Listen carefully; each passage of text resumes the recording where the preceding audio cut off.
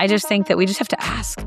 You have to kind of not be bound by the rules that have always been in front of you, but figure out what you want and ask for it. A lot of times you'll get it. Hi, everyone. Welcome to another episode of No Definition. I'm Amanda Malco, and on each episode, you'll hear practical tips and strategies to thrive at home and in your career from some of the most successful and inspiring women out there. I invite them to share their stories and advice on how they make it all work, as well as the honest accounts of the challenges they've faced along the way. This week, my guest is Kelly Hopping. I'm Kelly Hopping. I'm a wife, I'm a daughter, I'm a sister, I'm a sports mom, I'm an author of a couple books, former podcast host myself, and I am the Chief Marketing Officer at 6sense. I have 3 kids. They are 13, 16, 18. We live in Austin, Texas. I live there with my husband, my kids, my dog, Big Time. He's a Boston Terrier. Oh, I'm also a Texas A&M graduate, so a diehard Aggie, and I've lived all over the country. Kelly's worked at some household names you're definitely going to recognize, like Kraft, Rackspace, Dell, and she's also a very busy sports mom to 3 kids. Today, we're going to talk about having it all. Now, this is a topic I've gotten a lot of feedback on. And when we talk about can women really have it all, if you're having feelings about this topic, I think it's helpful to think about where do those come from? I've heard so many different perspectives on this, from absolutely, of course you can have it all, to absolutely not. Maybe a common refrain you've heard is, you can have it all, just not at the same time. I don't know how to be a mom and have a career but not do it at the same time for what it's worth. And everything in between.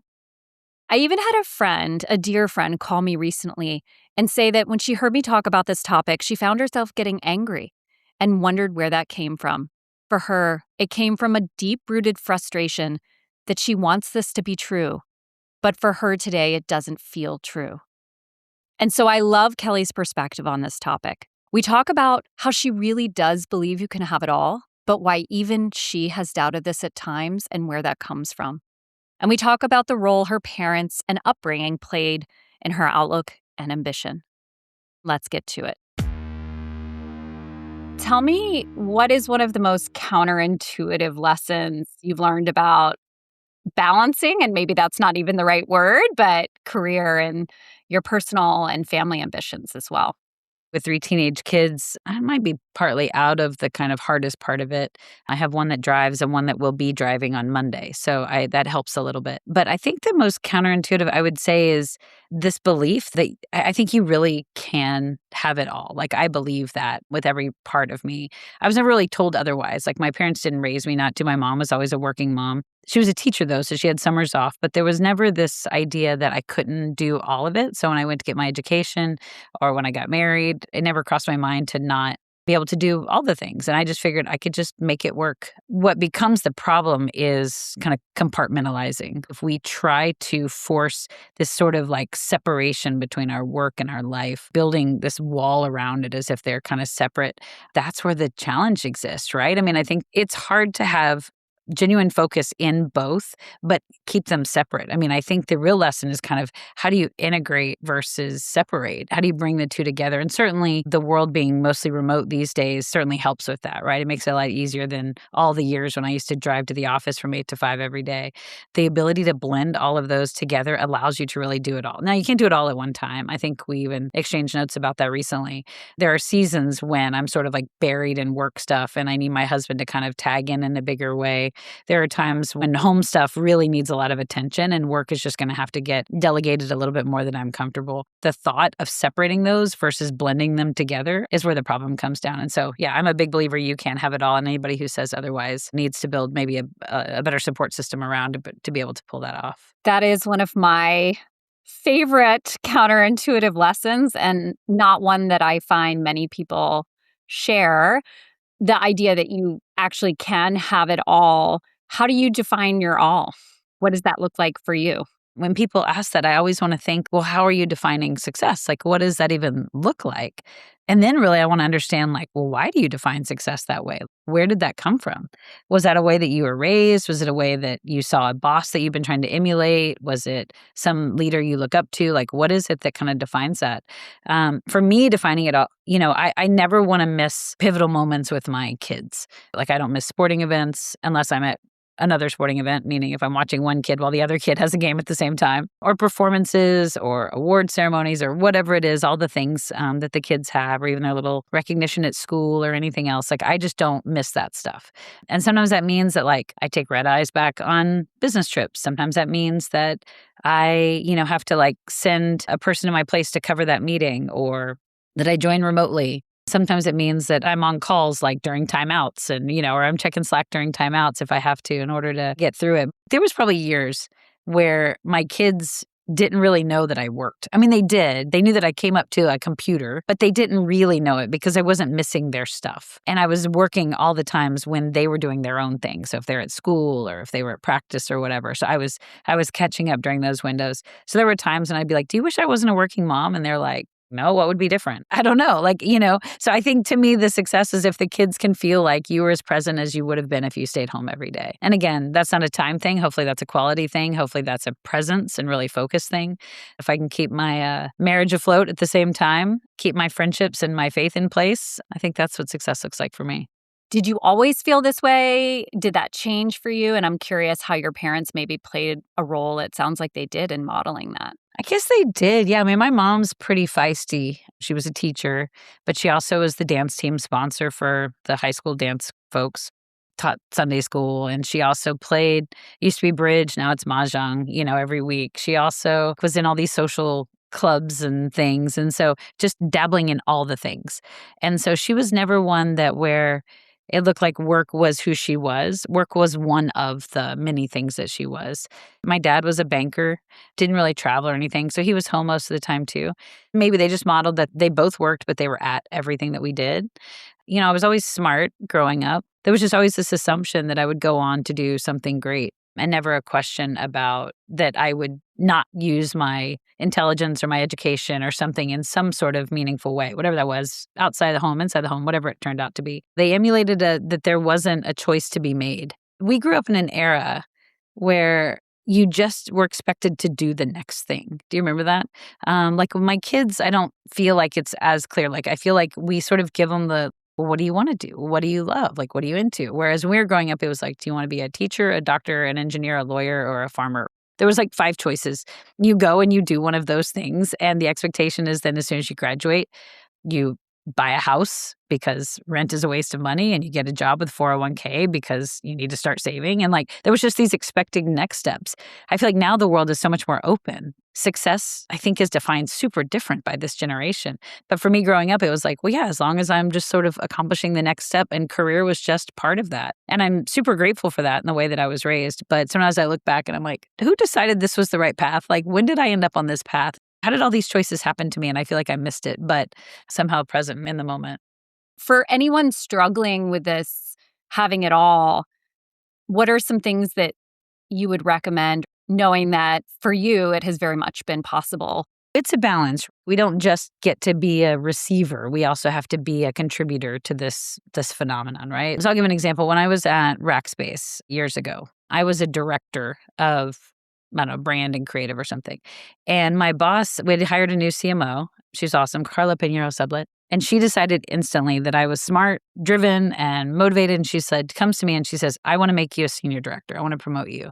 I want you to run all of central marketing. Like, I want you to run campaigns and content, creative, brand, like sort of the whole kind of Marcom engine. And I'm going to promote you. And I was like, oh, no, thank you. And she was like, what are you talking about? And I was like, no, I am home every night.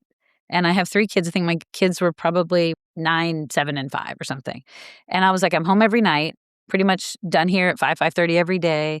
I appreciate it. I'm making enough money. I'm good. And she was like, are you serious? Yeah. I was like, I don't need like kind of all this extra headaches, whatever. She was like, but you're really good. You should be doing more. And I was like, yeah, maybe one day, maybe when they go off to college, I'll think about doing more. And by the way, still haven't gone off to college, and here we are today. But at the time, that's what my mind took me to, is that somehow I needed to kind of limit that. So she asked me one more time. I said no again. And that time she took me out for coffee. The third time, she just did it. She just promoted me, gave me a larger team, and she gave me more money.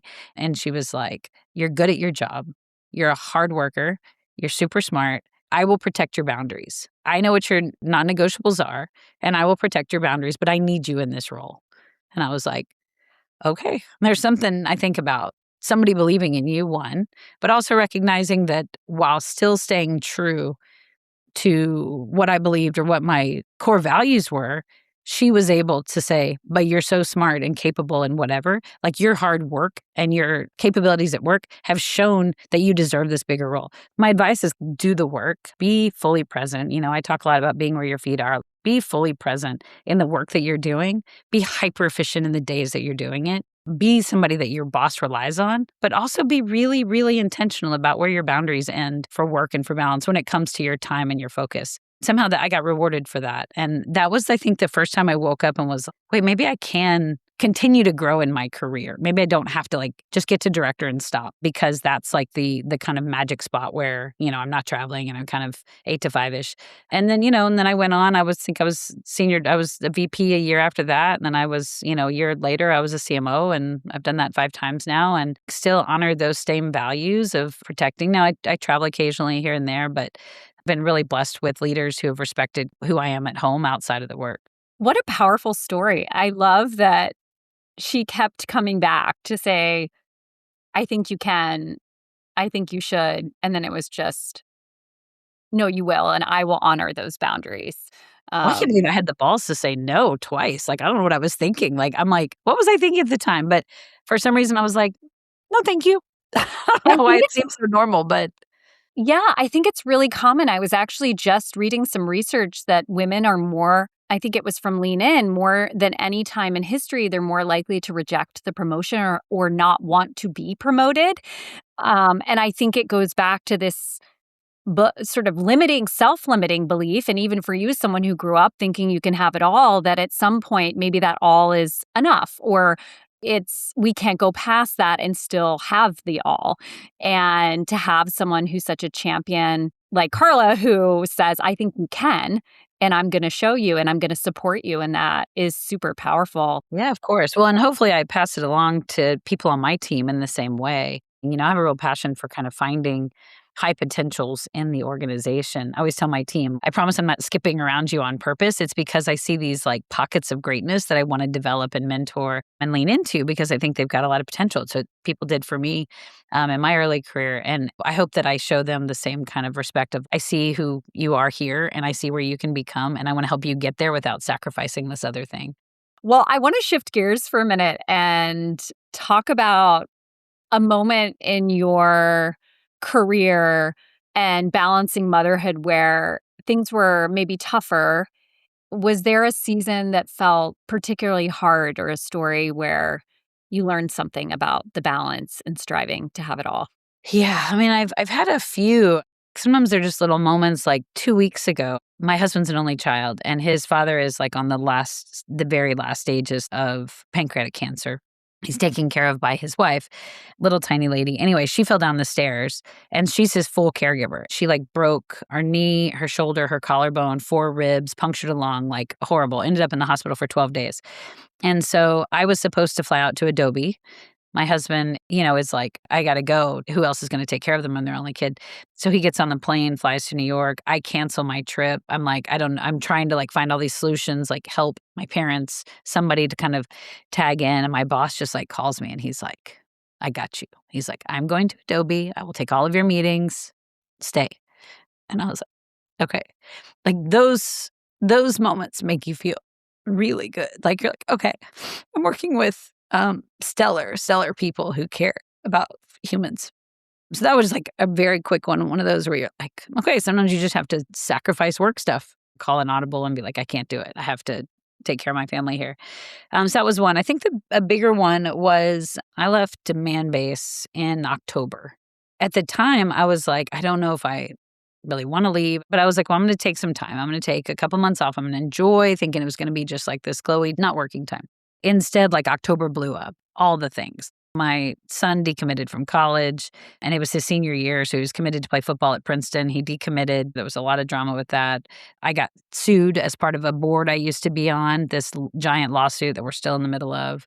That was just like a money suck of paying lawyers and all the good stuff to get out of that, waiting for D&O to kick in. My father-in-law got much sicker with his cancer. My son sprained his ankle in the playoffs. Like, I mean, just little things, like you name it, it all kind of like skyrocketed. My daughter was having this challenge at school, and I was just like, I can't imagine if I was working right now. Like, what a gift that I got this time off.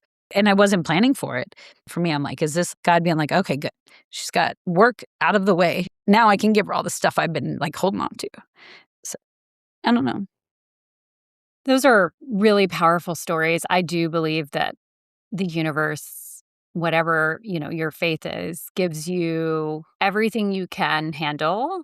It's a gift, even when it's challenging. It's meant to teach you something.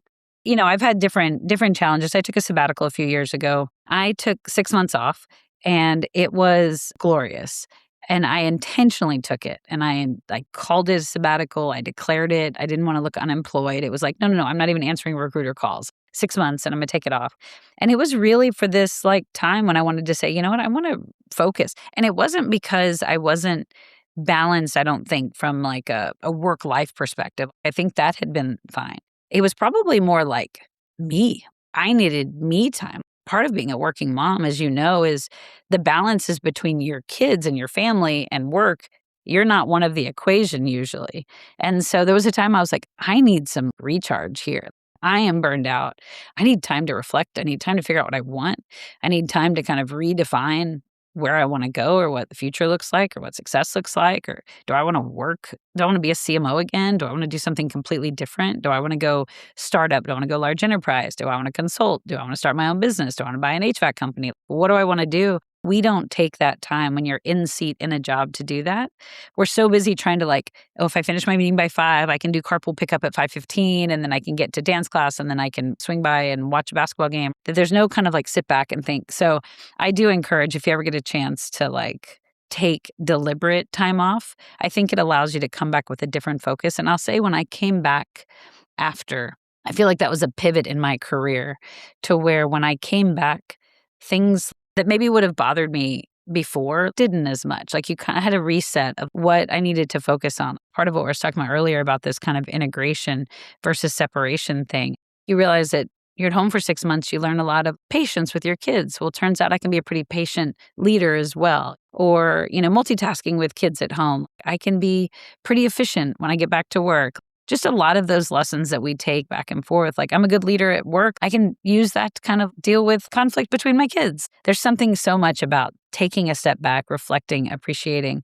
And I think you just come back different too. How did you come to that realization? Was there one moment where you're like, oh my gosh, I need this? Or were you just kind of recognizing you were going to transition and maybe you should take some time between to figure out what's next? Or how did that even come to be for you? I got an opportunity to work after Gartner to work at this company, and it was my first founder. I'd never worked for a founder before. I'll never work for a founder again. But I only worked for him for 4 months. It was torture. But I took it because it was twice my previous salary, a large team. It was my first L1 CMO role. So I'd been a divisional CMO at Gartner. This was my first sort of reporting to the CEO, CMO. And so I was excited about that. It was over 100 people on the team. The company was growing like 25% a year, completely private. So I thought, well, that could be fun because I only worked in publicly traded companies up until that point. So we were sort of like beholden to quarters. Okay, this could be a lot of those great things. There were so many red flags that like sparked during my interview process that I totally ignored. There's definitely a trust your gut lesson learned, but I got there and it was just horrific. It was horrible. There's something about working for, and you may have heard me say this other times, but I think as a CMO working for a founder, there's an interesting set of handcuffs that kind of comes on because you really become marketer number 2 in those companies because they can't sort of decouple their brand from the company brand. And so it becomes sort of a challenge. And I realized that while I was there. And so it had been so awful and I had given feedback. It wasn't going to go anywhere. I realized that I was sort of fighting a battle that was not like this is just how he was inherently wired. And so I asked to be fired. I went to him and I said, I think you should fire me. And he was like, why would I do that? Because I fundamentally disagree with 90% of what you tell me to do because it's really, really bad marketing. I would never make that choice if this were my own company and I can't like sort of live with myself doing what you're asking me to do. And I don't think you're going to let go. So what you need to do is save your money, hire like a $50,000 a year project manager to just execute all of your whims, but it's not going to be me. And he was like, okay. And he was like, so are you quitting? And I was like, no, I'm not going to quit. I will continue to push up against you on all of these things. But I think you should fire me, like if you want to be a good steward. And so he thought about it. And about a week later, he came back and was like, okay. The nice thing was that bought me the time off to take a sabbatical, which was great. So I tell people if you want to take a sabbatical, you got to like get yourself fired somehow and you got to negotiate, up front a nice exit. And so those two things kind of gave me the freedom to be able to take a sabbatical. But I didn't realize that at first. I'd never taken time off. When I left, I was sitting at home and my husband came home from work and I was like, I think I just got myself fired. And he was like, why would you do that? And I was like, because it was awful. And he was like, okay, so what does this mean? I was like, I don't know. And so I was like, let me just call every recruiter I knew. No. And so I sent emails to all these recruiters. And then we left on vacation for like a week. And when I got back, I had 7 CMO interviews set up. And I was like, oh, like this is fine. And then I was like, oh, that's way too soon. Like that feels abrupt. Like I'm not ready for those interviews yet. I went ahead and had the first round. And then I was like, I need time. I need to process. And so my husband and I looked, I just got a nice exit package. Let's use it. Let's take the time. My husband was like, you take whatever you want. So I took 6 months off. And like I said, I sort of declared it because that was back in the day where you kind of had to like explain gaps on your LinkedIn. Now I think the world is much more accommodating to people taking time off, people taking breaks between roles. But at the time, it was like this big faux pas. Like, what were you doing for those 6 months? Could you not find a job? Were you unemployed? And it was like, no. Like, I'm intentionally taking this time off. So once I kind of came to terms with that, I was at this event, Faith in the Workplace event of some sort. And I just felt this like very heavy moment. You need a break. You need to stop for a while. So I did. I went home and I said, honey, I'm going to do it. I'm going to take 6 months off. He's like, okay. And so to the day, I took 6 months off. And that 6 months and one day, I started a new job and it was great. But yeah, it was a soul searching moment, but I had to get kind of out of it and actually take the time to think before I figured it out. There's so many things I'm taking away from that. First of all, talk about being in charge of your own destiny. It doesn't always look the way that you expected it, but wow, were you really taking charge of your destiny in that situation? Is it possible? How could I? Assuming there's boundaries as opposed to I'm going to claim what I want and assume I'm going to be able to go get that. You asked me earlier about my parents' role in that. I forget. My dad is kind of like that. Like he just sort of believes that like rules don't apply to him. I mean, he's not going to like break the law in a big way. He's going to assume he can get in free at a sporting event if he's charismatic enough. And I wonder if that had something to do as I look back on why I didn't ever think that I needed to ask anybody's permission on things. I just kind of got to set the rules. And I think women these days, we get to. I think it's such a freedom because there have been so many women that have trailblazed along the way that I think the rules don't apply anymore and everybody's sort of flexible. And even like starting here, they wanted me to start on January 5th or whatever. And I was like, no, I have stuff going on. And they're like, okay, what can you do? And I was like, I don't know, I could probably do 3 or 4 or 8 hours a week. They were like, okay. And so then they were like, we'll just pay you for that. And then start in February. And I was like, okay. I just think that we just have to ask. Like you have to kind of not be bound by the rules that have always been in front of you, but figure out what you want and ask for it. A lot of times you'll get it. My dad was very similar. He started with what do I want and then assumed he would get it and nothing was insurmountable. And he called it negotiating, but it really was a philosophy on life.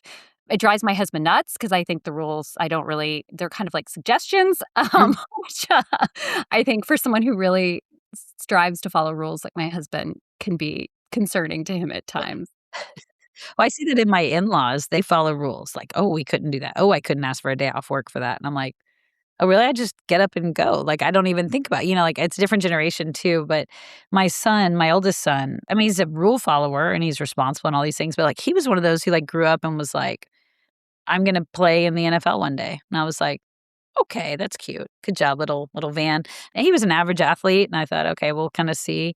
And he never considered that that wasn't an option. And so he started getting up when he was in like 5th grade. He started getting up at 5 in the morning, waking up my husband and going to the gym. He was like, I'm going to be the best athlete I can be. And he unlocked this animal and he just like got better and better and better. And then he went from being sort of an average player in elementary and to like a pretty good Pop Warner player to being a decent middle school player to having like a stellar freshman season and then ended up on varsity his sophomore year, played 3 years, all state, first team kind of a player, 13 D1 offers, is going to play football at Yale in the fall.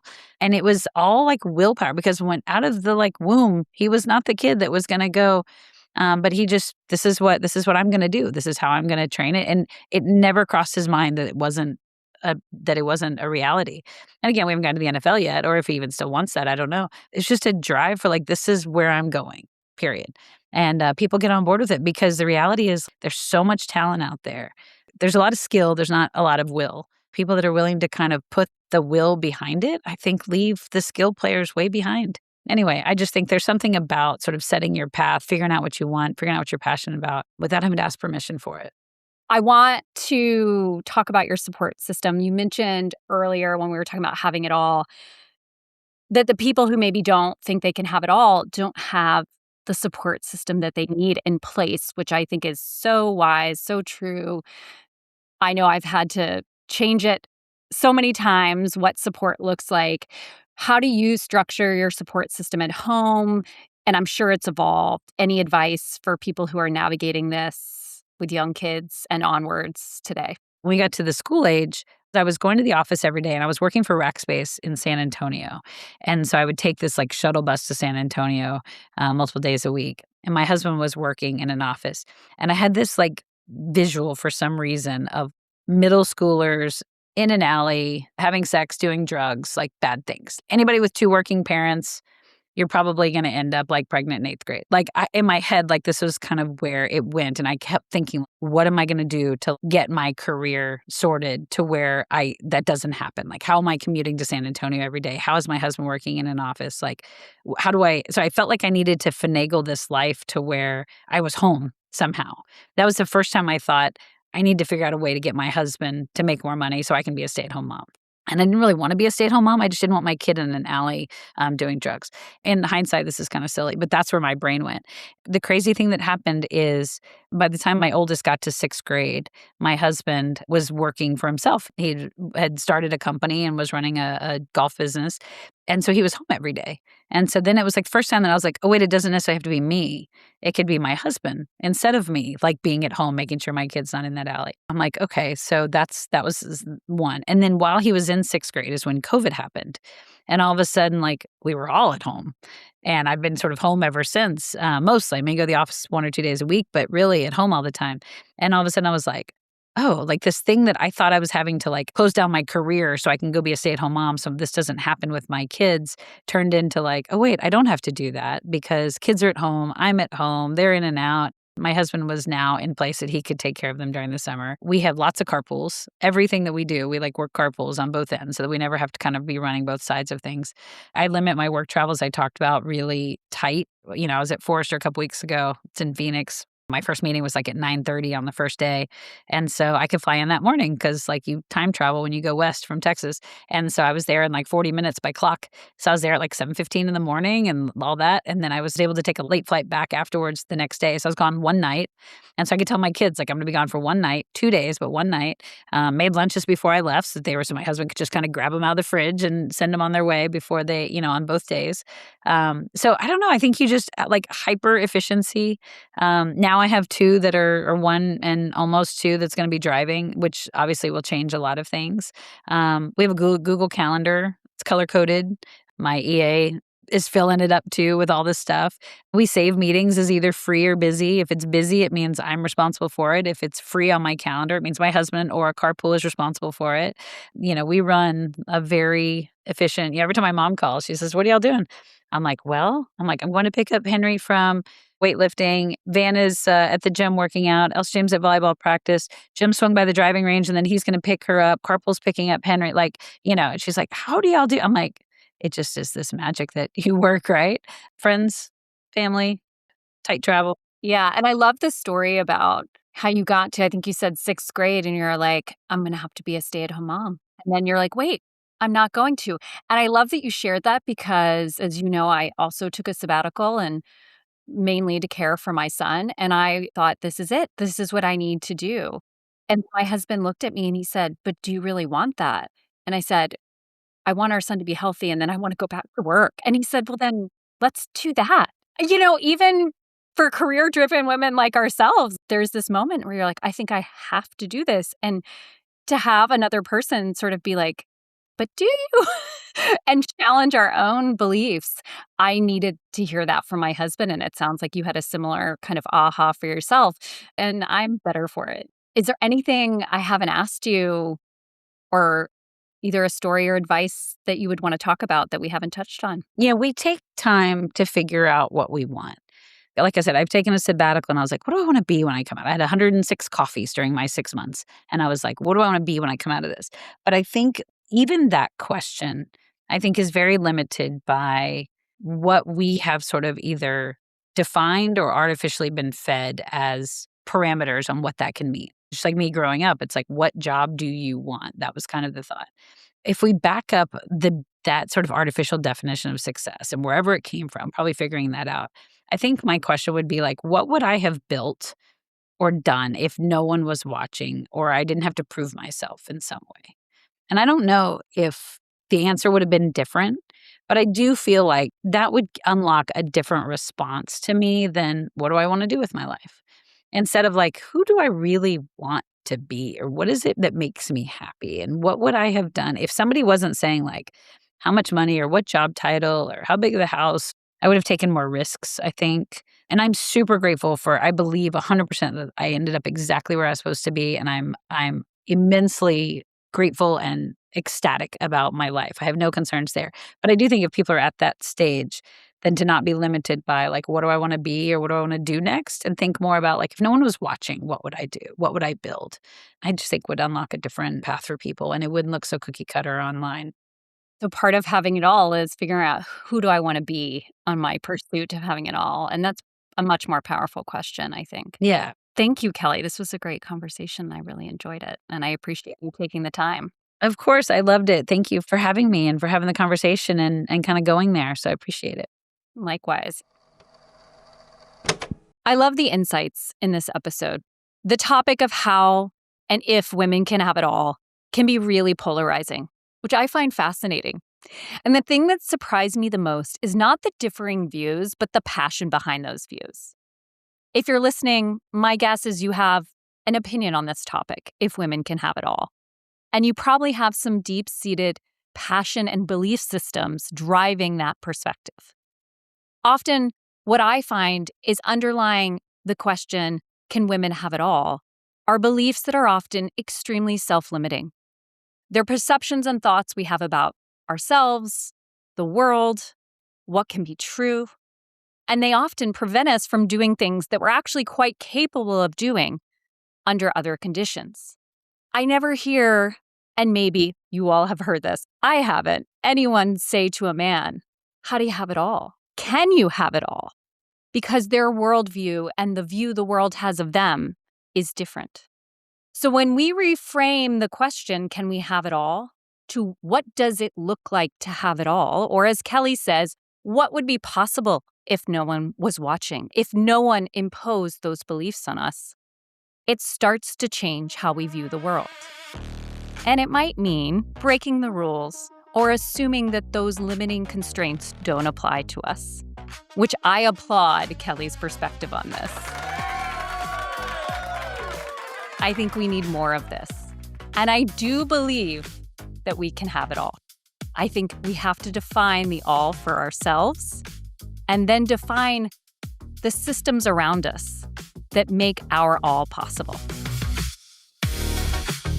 If you want to read the blog post with more insights from Kelly or hear more episodes like this, check us out at nodefinition.com.